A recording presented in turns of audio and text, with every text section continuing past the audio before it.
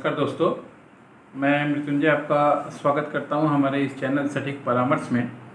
और आप देख रहे हैं कि इवनिंग के टाइम में हम लगातार एक्सपोर्ट इंपोर्ट से रिलेटेड जो प्रोसीजर होता है उसके बारे में आप लोगों से डिस्कस कर रहे हैं। तो अभी कॉन्ट्रैक्ट के ऊपर जो है हमारा ये प्रोग्राम चल रहा है और उसका ये एंड पार्ट है। इससे पहले हमने कम से कम आपको 17 ऐसे पॉइंट डिस्कस कर लिए हैं जो कॉन्ट्रैक्ट्स में होना चाहिए। एक्सपोर्ट कॉन्ट्रैक्ट्स में अगर आप किसी के साथ एक्सपोर्ट करना चाहते हैं फॉरेन कंट्री में अपना सामान, तो आपको ये ज़रूरी चीज़ें ध्यान में रखनी चाहिए। आप हमारे पिछले वीडियोस में देख पाइएगा कि हमने कितने लगभग 16 जो पॉइंट रखा है आपके सामने, वो मस्ट है और वो होना ही चाहिए।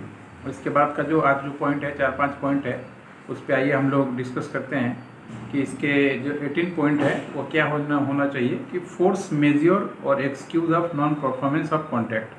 यानी कि अगर मान लीजिए किसी कारणवश कोई एक्सपोर्ट इंपोर्ट में कोई बाधा आ जाए या कोई जो मतलब 100% चीज़ है तो वो 80% वहाँ पे पहुँचे, तो उस सिचुएशन में क्या होगा, या परफॉर्मेंस नॉन परफॉर्मेंस नहीं कर पाए कंपनी जो एक्सपोर्ट कर रही है, तो क्या प्रोसेस होना चाहिए।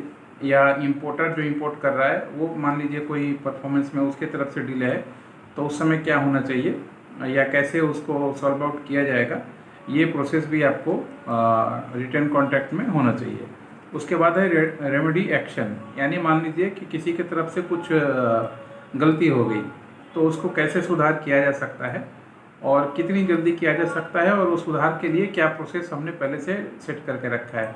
कि मान लीजिए कोई सामान डैमेज हो गया तो हमने उसको पेमेंट में रिड्यूस कर दिया, या मान लीजिए कोई सामान ज़्यादा हम चाहते हैं कि उसको रिप्लिकेट करें, यानी वो सामान रख दें जो ख़राब है और फिर से नया कुछ दूसरा भेजें।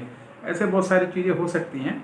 इसको रेमेडीज एक्शन बोलते हैं कि आप तुरंत उस प्रॉब्लम को सॉल्व करने के लिए क्या आप दोनों ने मिलके कोई डिसीजन पहले से ले रखा है या नहीं ले रखा है, वो डिसीजन जो है रिटर्न में आपके कॉन्ट्रैक्ट एग्रीमेंट में होना चाहिए। उसके बाद आता है एप्लीकेबल लॉ। यानी कि जो मान लीजिए कंट्री में आप इंपोर्ट कर रहे हैं तो उस कंट्री का लॉ क्या बोलता है, लोकल वहाँ का जो स्टेट गवर्नमेंट है या मान लीजिए वहाँ की जो सेंट्रल गवर्नमेंट है, उनका क्या पॉलिसी है एक्सपोर्ट इंपोर्ट के ऊपर, और आप उसको फॉलो कर रहे हैं कि नहीं कर रहे हैं। मान लीजिए आप एक्सपोर्टर हैं तो आपको वहाँ के बारे में ज़्यादा पता नहीं हो सकता है, मगर जो आपका इंपोर्टर है उसको तो एक एक चीज़ का पता होना चाहिए, क्योंकि वो वहाँ पे रह रहा है और वहाँ से चीज़ें मंगा रहा है।